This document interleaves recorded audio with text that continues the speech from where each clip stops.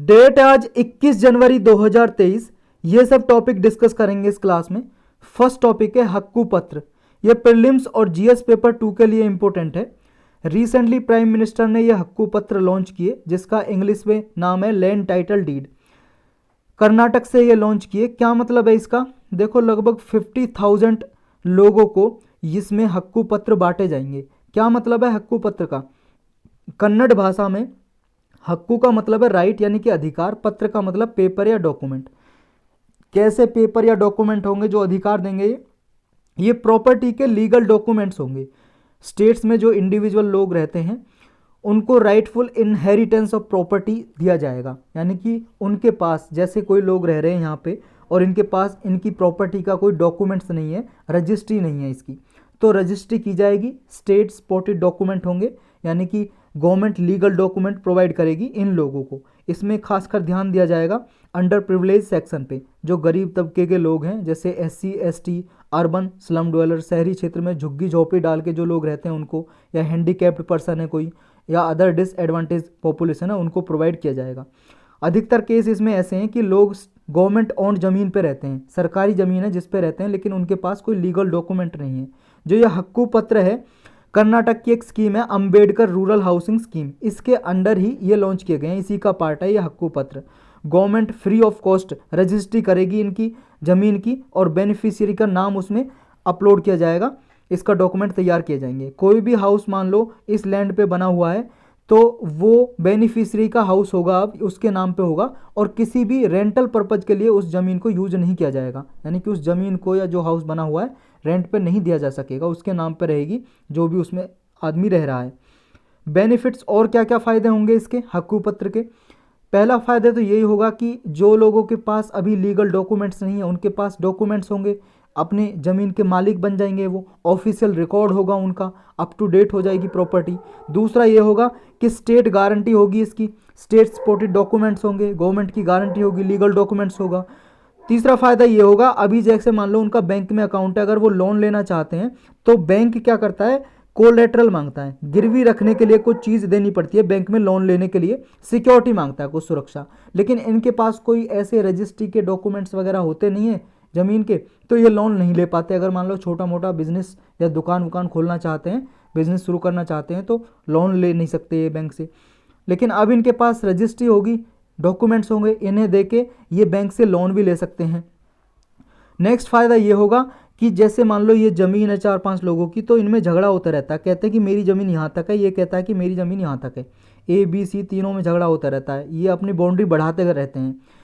तो अब ये झगड़े भी ख़त्म हो जाएंगे, क्योंकि जब रजिस्टर हो जाएगी, डॉक्यूमेंट्स होंगे, सबकी ज़मीन मेज़र करके कि इतनी ज़मीन है भाई साहब आपके नाम पे, तो फिर झगड़े ये ख़त्म हो जाएंगे, डिस्प्यूट जो होते हैं।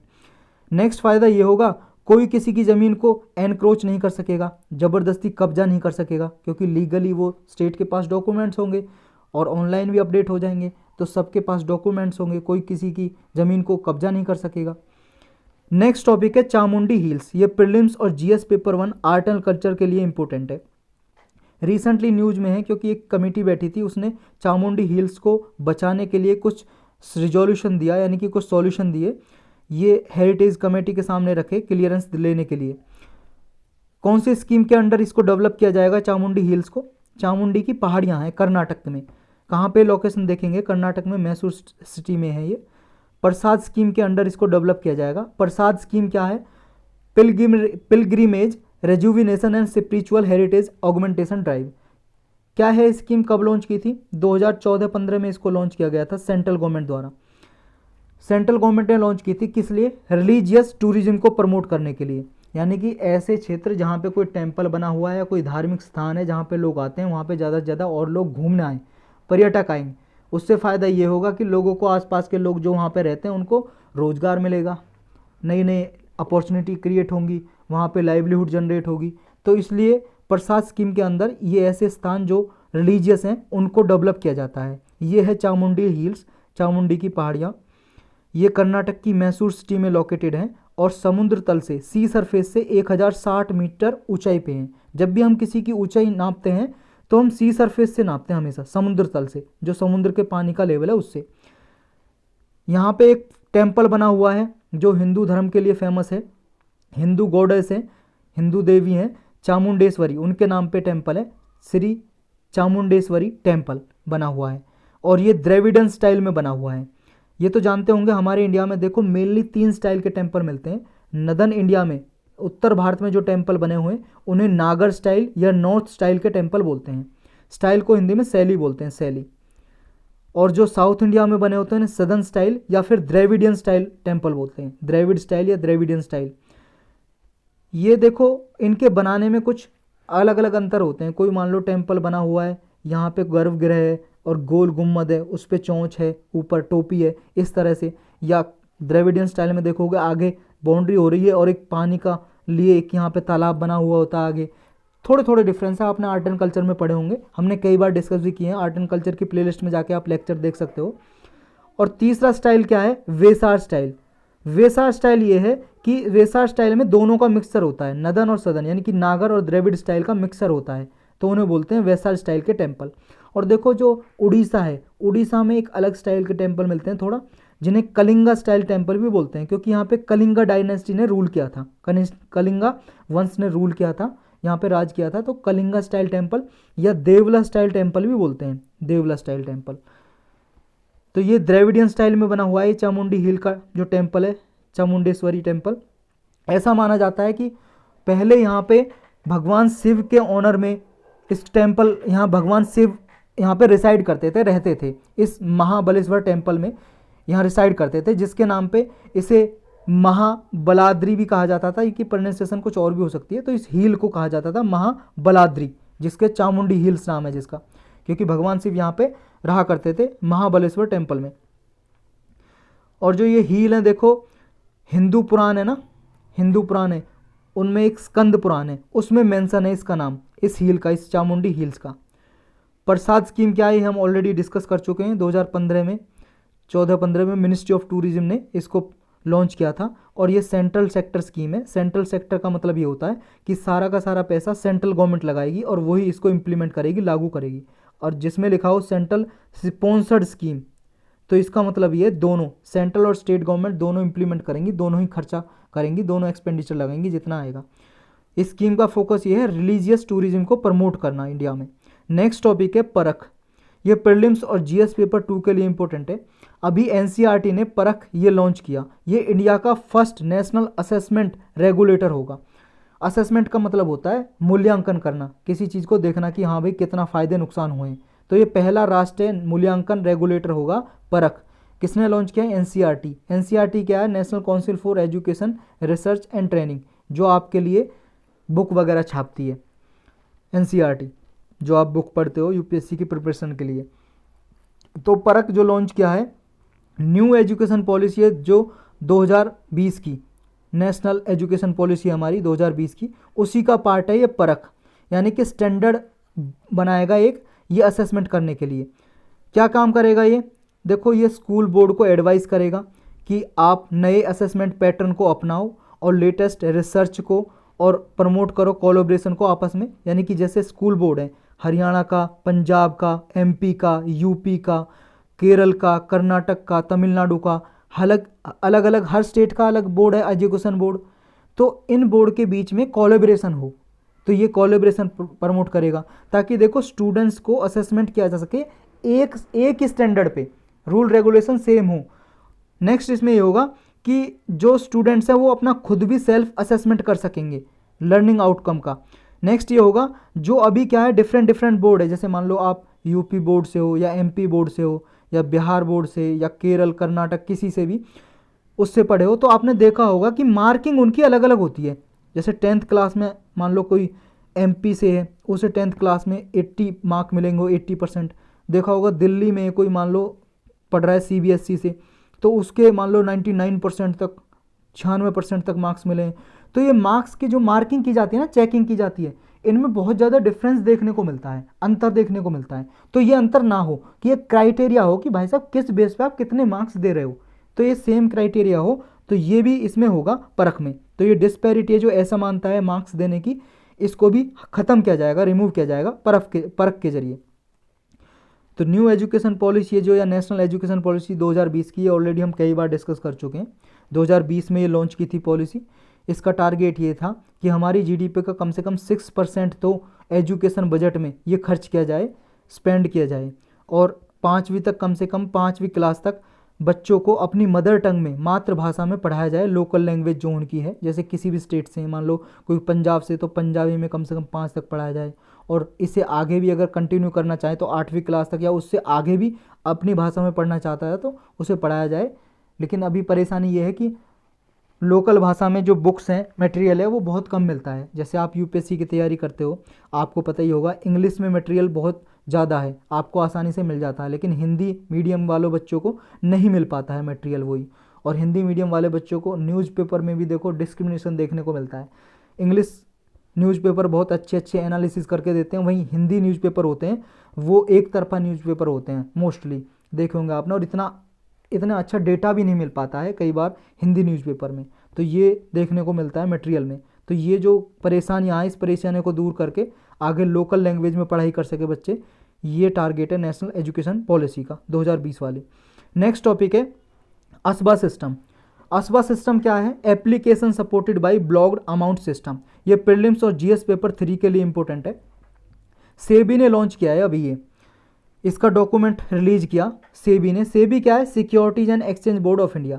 ये देखो 1988 में बनाई गई थी, फिर इसका एक्ट बनाया गया, स्टैट्यूटरी बॉडी बना दी। एक्ट बना के यानी कि कानून बना दी तो स्टैट्यूटरी बॉडी।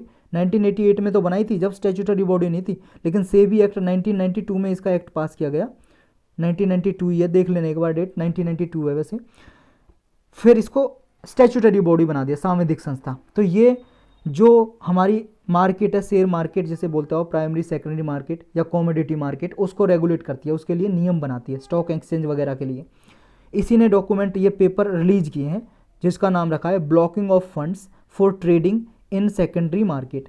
उसी में ये असबा सिस्टम लॉन्च किया है, रिलीज किया है, application supported by blocked amount. तो ये असबा सिस्टम है। क्या है असबा सिस्टम? देखो असबा सिस्टम सेकेंडरी मार्केट के लिए ये एक्सटेंड किया है अभी सेबी ने। मतलब प्राइमरी मार्केट में तो इसका होता है अभी असबा का यूज, लेकिन किस में नहीं होता अभी? सेकेंडरी मार्केट में। तो अब ये एक्सटेंड कर दिया सेकेंडरी मार्केट के लिए भी, जो असबा सिस्टम है। तो क्या है ये असबा? अभी प्राइमरी मार्केट में जब यूज होता है तो क्या मतलब है इसका? अच्छा, ये तो जानते हो प्राइमरी मार्केट और सेकेंडरी मार्केट क्या है? देखो थोड़ा डिस्कस कर लेते हैं। अच्छा, आपको शेयर बॉन्ड तो पता है ना? शेयर बॉन्ड क्या होते हैं? ये कागज़ है, इस पर लिखा है शेयर तो शेयर हो गया, बॉन्ड लिखा तो बॉन्ड। जिस भी कंपनी का नाम लिखा होगा, कितने रुपए का रुपये लिखा होगा, 1000 रुपये का, 500 का, 2000 का, 20 लाख का, 20 करोड़ का, 1000 करोड़ का, कितने का भी ये लिखा होगा। शेयर लिखा तो शेयर, बॉन्ड लिखा तो बॉन्ड। शेयर बॉन्ड में फ़र्क ये होता है, बॉन्ड में आपको इंटरेस्ट मिलता है, ब्याज, और इसमें मिलता है डिविडेंड। शेयर में डिविडेंड का मतलब लाभ, फ़ायदा। कैसे? देखो बॉन्ड मिलेगा, आपने खरीदा 1000 रुपये का, तो आपने खरीदा 1000 रुपये का, आपने 1000 रुपये कंपनी को दे दिए, जिस कंपनी ने या गवर्नमेंट का बॉन्ड खरीदा है। तो ये कागज़ आपके पास आ गया और 1000 रुपये चले गए मान लो कंपनी के पास। अब ये मान लो कहेगा कि मैं आपको 10% इंटरेस्ट दूंगा पर ईयर, तो आप मान लो 10 साल के लिए ख़रीदा आपने, तो 10% के हिसाब से आपको मिल जाएगा 10 साल का इंटरेस्ट। जब आप लौटाओगे इस बॉन्ड को, बॉन्ड कंपनी को वापस कर दोगे, कंपनी आपको 1000 रुपये वापस दे देगी। आपका फ़ायदा क्या हुआ? जो इंटरेस्ट आपको ब्याज मिला।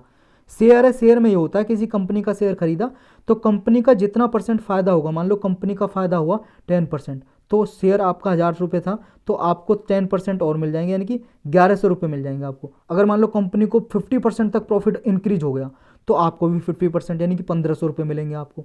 समझ रहे हो? शेयर में ये फ़ायदा होता है, यानी कि कंपनी का फ़ायदा होगा तो आपको फ़ायदा होगा, लेकिन कंपनी को अगर मान लो लॉस हो गया, 10% नुकसान हो गया, तो फिर आपका भी नुकसान होगा, 900 रुपये मिलेंगे 1000 के बदले। तो शेयर बॉन्ड आसान भाषा में समझ गए आप।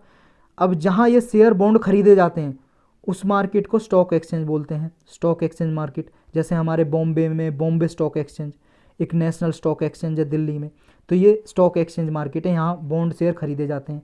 पहले तो देखो ऑनलाइन सिस्टम नहीं था, तो जाते थे लोग बॉम्बे या फिर दिल्ली जाते थे खरीदने के लिए, और इनके रीजनल प्लेस पे ब्रोकर भी होते थे, दलाल के रीजनल छोटे छोटे डिफरेंट सिटी में वो ऑफिस बना लेते हैं, वहीं से खरीद सकते हो आप। लेकिन आजकल ऑनलाइन सिस्टम हो गया, घर बैठे आप खरीद सकते हो ये शेयर और बॉन्ड, बॉम्बे स्टॉक एक्सचेंज से या नेशनल स्टॉक एक्सचेंज से, किसी से भी खरीद सकते हो। बहुत सारी एप्लीकेशन है, आपने देखा ही होगा, ग्रोथा नाम की है, बहुत सारी हैं, आप स्टॉक नाम की एप्लीकेशन है, इनसे खरीद सकते हो अकाउंट बना के।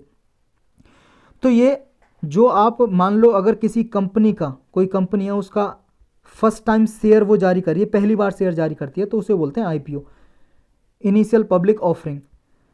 जब ये पहली बार शेयर जारी करती है आईपीओ, तो इसी को बोलते हैं प्राइमरी मार्केट, यानी कि प्राइमरी मार्केट में अभी शेयर जारी किया है। तो ये एग्जाम्पल आईपीओ भी हो सकता है प्राइमरी मार्केट में, या राइट इशू भी हो सकता है। राइट इशू भी एक ऐसा ही है, शेयर कई टाइप सा है राइट इशू, कई बार हमने डिस्कस किया है अलग से इकोनॉमी के लेक्चर में, इकोनॉमी की प्लेलिस्ट में लेक्चर देख सकते हो आप इनके। अच्छा, पहली बार जारी किए तो ये प्राइमरी मार्केट में हो रहा है सब कुछ काम, पहली बार शेयर वगैरह जारी किए। लेकिन हाँ, अगर कंपनी ने दिए इन्वेस्टर को, इन्वेस्टर कौन है, जो शेयर खरीद रहे हैं, मान लो आप हम लोग कोई भी शेयर खरीद रहा, तो शेयर या बॉन्ड वो हो गए इन्वेस्टर, क्योंकि हम इन्वेस्ट कर रहे हैं अपना पैसा, निवेश कर रहे हैं, तो हम निवेशक हो गए, हिंदी में बोलते हैं निवेशक। अगर यहीं इन्वेस्टर को बेचेगा, मान लो कोई भी आप या मैं, कोई ट्रेडेबल शेयर है, तो मैं अपना खरीद के, मान लो ए आदमी ने खरीदा, बी आदमी को बेच दिया, तो ये हो गया सेकेंडरी मार्केट हो गया, यानी कि कंपनी ने पहली बार शेयर जारी नहीं किया है, बाद में हो रहा है, जिसे एफपीओ भी बोलते हैं। एफपीओ पढ़ा होगा आपने, फॉलो पब्लिक ऑफ ये ऑफरिंग, फॉलो पब्लिक ऑफरिंग। तो सेकेंडरी और प्राइमरी मार्केट आप समझ गए होंगे। तो प्राइमरी मार्केट के लिए तो असबा था, लेकिन सेकेंडरी मार्केट के लिए नहीं था, तो इसके लिए भी एक्सटेंड कर दिया। तो असबा है क्या, क्या काम करेगा? देखो काम ये करेगा, अभी तक क्या होता था प्राइमरी मार्केट में जो है, कि जैसे मान लो आपका बैंक में अकाउंट है, ये बैंक है, बैंक में अकाउंट है, तो बैंक से पहले समझो, अकाउंट से पहले समझो आप, जैसे अगर मान लो आपको शेयर या बॉन्ड खरीदना है, तो आपको ब्रोकर के पास जाना पड़ता है।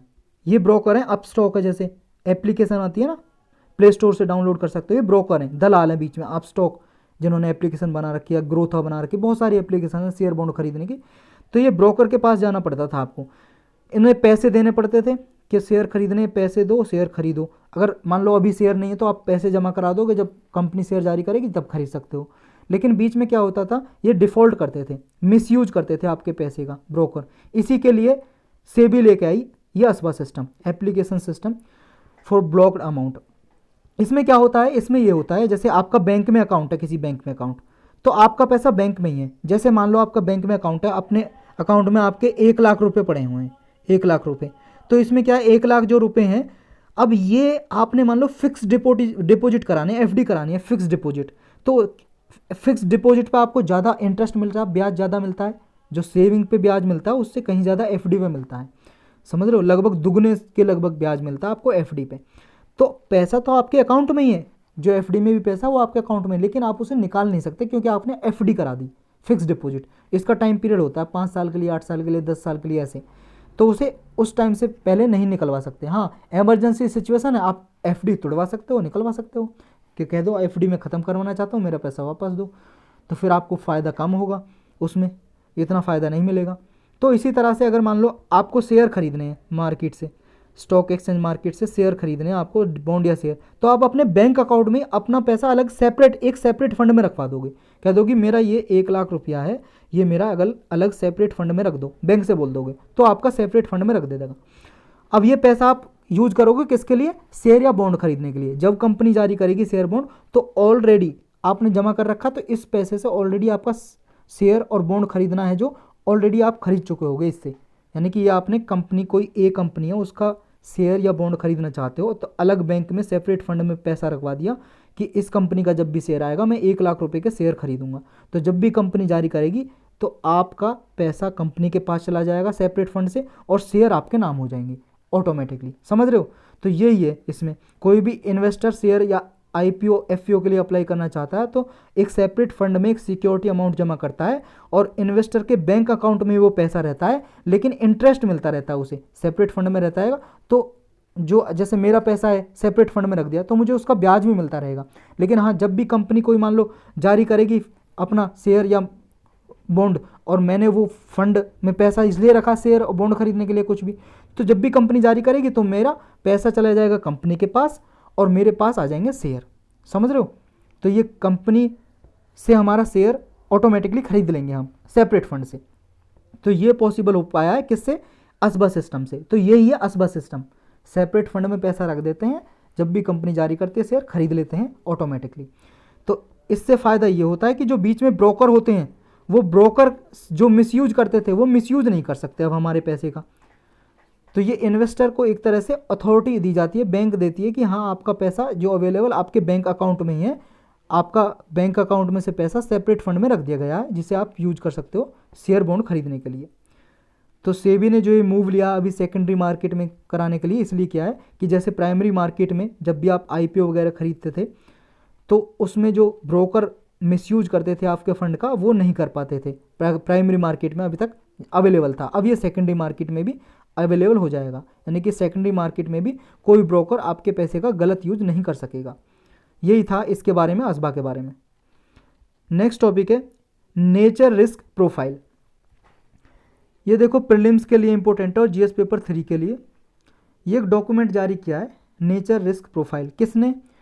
ये देखो लॉन्च किया है United Nation Environment Programme UNEP और एस&पी ग्लोबल ने। एस&पी ग्लोबल एक अमेरिका की कॉरपोरेशन है जो न्यूयॉर्क में है, और यूनेप आप जानते हो यूनाइटेड नेशन की स्पेशलाइज एजेंसी है जो 1972 में एक कॉन्फ्रेंस हुई थी, United nation conference on human and environment, तो तब से ये बनी थी यूनेप। इसका हेडक्वार्टर केनिया एक कंट्री है अफ्रीका में, ये रहा केनिया, यहाँ पे नैरोबी इसकी कैपिटल है, नैरोबी में इसका हेडक्वार्टर है यूनेप का।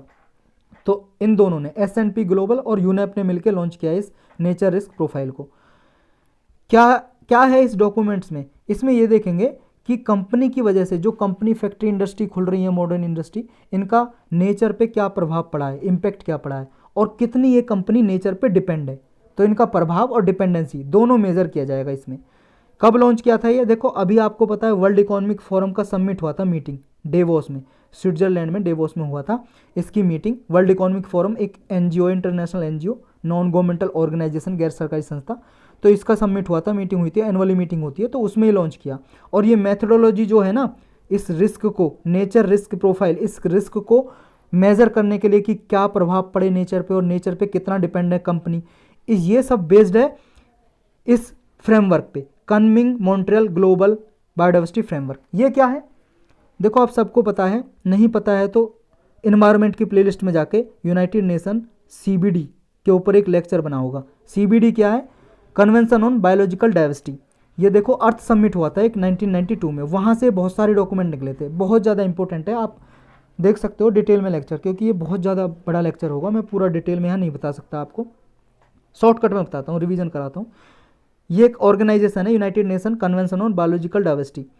जो भी बायोलॉजिकल डाइवर्सिटी है या बायोडाइवर्सिटी है उसको बचाने के लिए, पेड़ पौधे इन्वायरमेंट को बचाने के लिए, ये एक संस्था है जो 1992 में बनी थी और 1993 में ये इन्फोर्स हो गई थी, यानी कि लागू हो गई थी।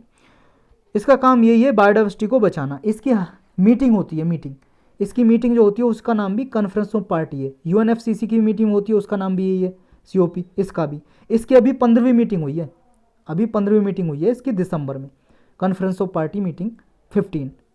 तो उसमें ये लिया गया ये फ्रेमवर्क लिया गया, अनाउंस किया। देखो इसकी मीटिंग पहले फर्स्ट पार्ट तो मीटिंग का हुआ कुनमिंग में जो चाइना में है, ये सिटी है चाइना में। दूसरा पार्ट इस मीटिंग का हुआ, सीबीडी की बात कर रहे हैं, कन्वेंशन ऑन बायोलॉजिकल डाइवर्सिटी की जो COP 15 हुई थी।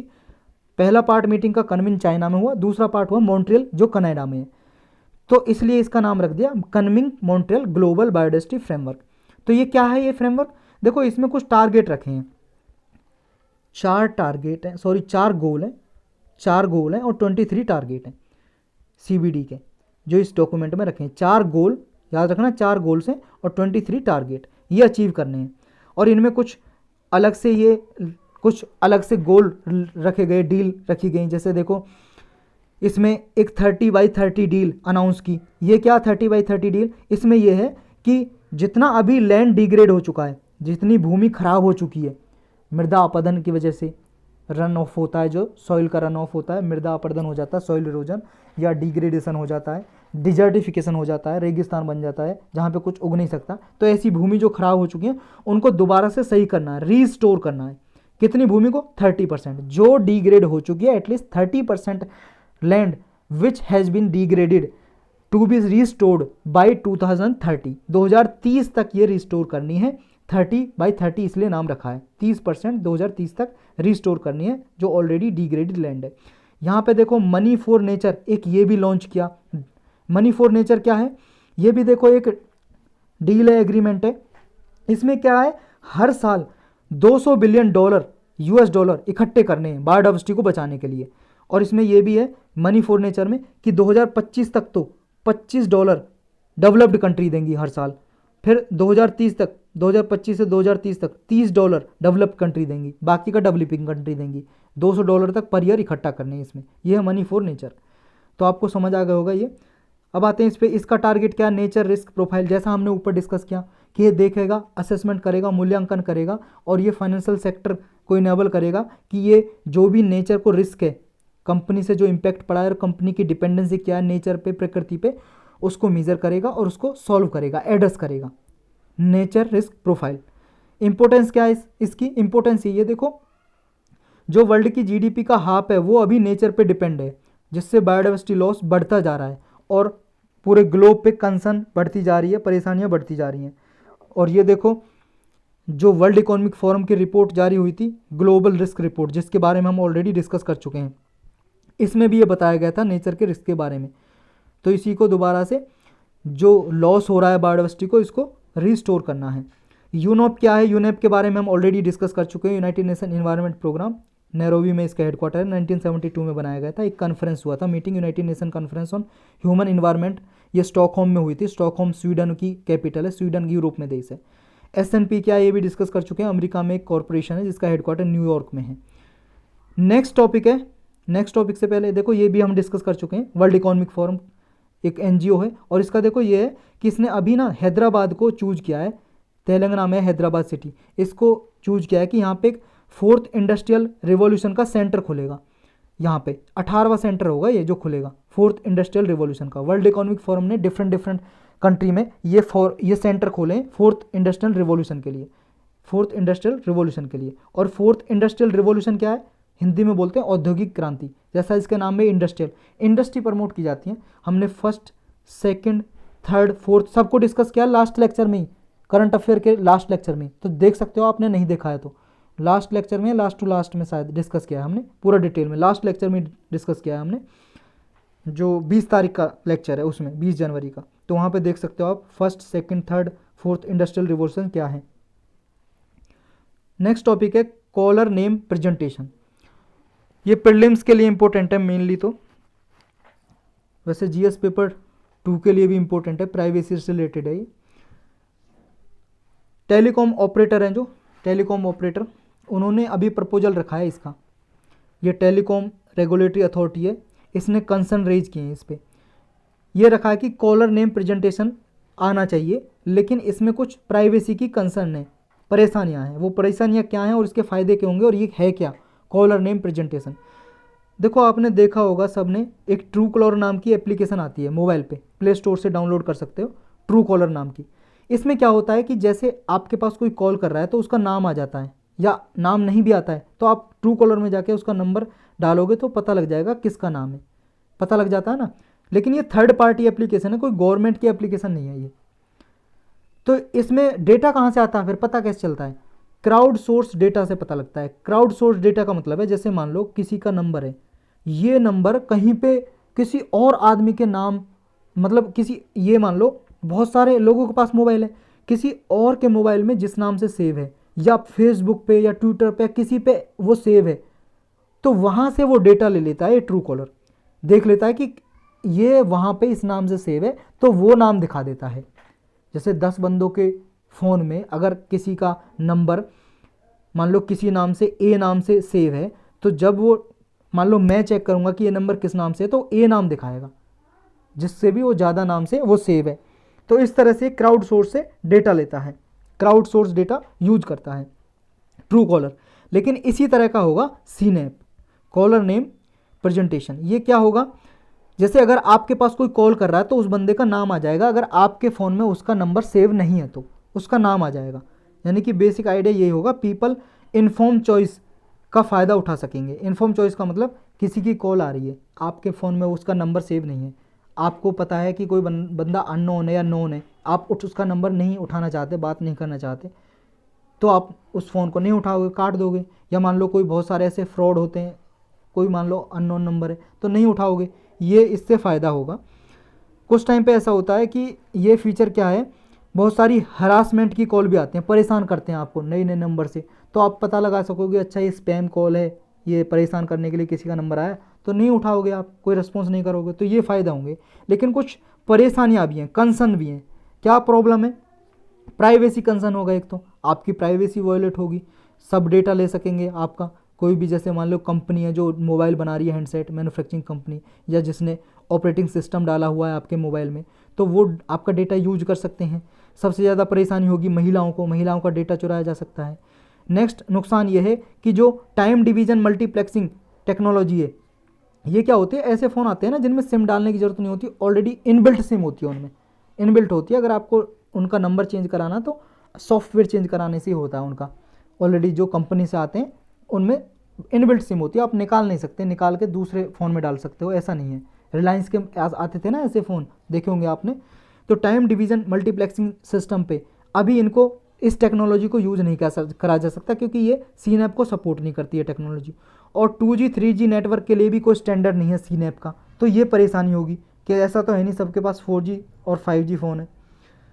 और नेक्स्ट ये होगा कि देखो बहुत सारे पीपल सिम परचेज करते हैं तो फोर्ज आइडेंटिटी कार्ड यूज करते हैं। फोर्ज आइडेंटिटी कार्ड का मतलब नकली, किसी दूसरे का आइडेंटिटी कार्ड पर ले लिया, किसी और फ्रॉड कर लिया, तो ऐसे लेते हैं। तो अब ये देखो सिम किसी दूसरे नाम से लेंगे तो ये इनएक्यूरेसी होगी ना कि किसके नाम पे है किसके नाम पे नहीं है, ये भी कन्फ्यूजन होगा, तो ये भी परेशानियां हैं।